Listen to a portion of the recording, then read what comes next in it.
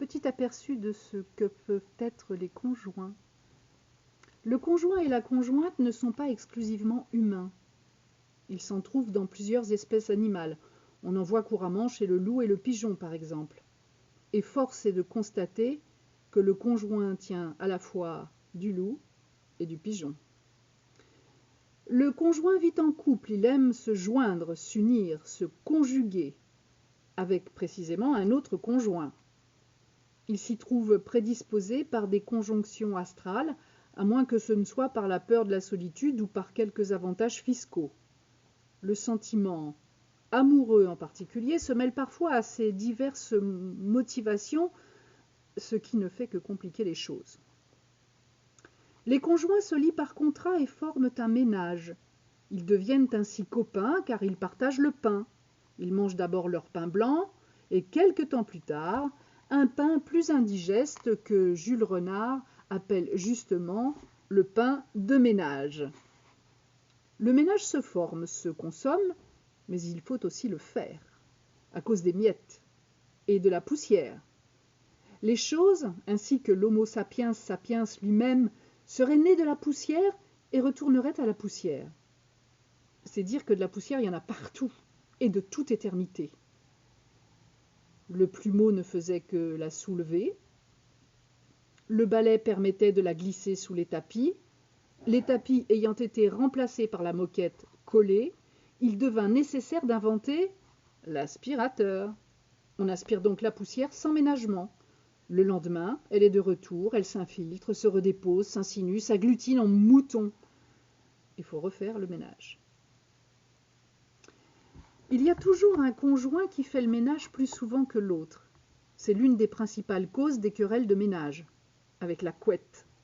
L'un des conjoints prend l'habitude de tirer la couette à lui, d'abord doucement, puis de plus en plus violemment au cours de la nuit. Il la tire-bouchonne, finit par s'enrouler dedans. L'autre a froid, il se réveille, tire à son tour sur la couette pour la dérouler. Ad libitum. Il est à noter que le conjoint, c'est toujours l'autre. C'est d'abord un alter ego, voire une âme sœur. Puis ça devient une moitié, un mec, une meuf, un gouvernement. Ah, il faut que j'en parle à mon gouvernement, entend-on au café des boulistes. Au début, tout va bien. Il a de belles fesses, elle a de beaux yeux. C'est avant l'avènement du ménage. On met tout dans le pot commun de la vie quotidienne.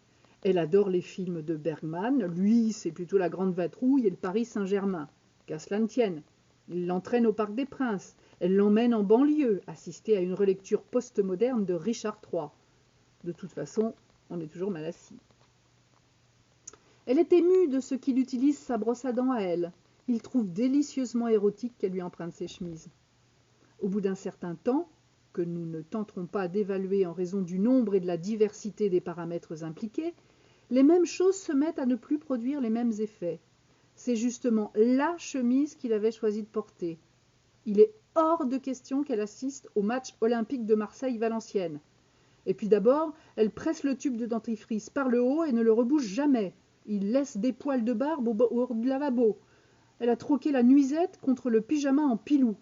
Il se promène en caleçon et en chauffette. L'observation du ménage dans la nature, dont on a coutume de dire qu'elle est bien faite, mais aussi qu'on y trouve de tout, nous révèle que les possibilités d'union sont quasiment infinies. Tous ces plaisirs d'union, nous apprend la chanson, ne durent malheureusement qu'un moment. La colle ne tient pas, ça disjoncte. La mégère se désapprivoise. La bête au cœur du machiste rugit à nouveau. On croyait ne faire qu'un, on se retrouve à plusieurs. Disjoint. On songe au divorce, puis on le réclame, on négocie, et on finit par l'obtenir, car si l'un des deux conjoints a accumulé contre l'autre des tas de griefs, il est rare que l'autre n'en ait pas autant à son service. Seulement, le conjoint a horreur du vide. À peine désunis, il pense à s'unir à nouveau, à recomposer une famille. Il n'a rien appris. Si l'on ne faisait pas aveuglément confiance aux dictionnaires étymologiques, on pourrait penser que le conjoint n'est jamais qu'un con uni. Jacques A. Bertrand. Les autres, c'est rien que des sales types.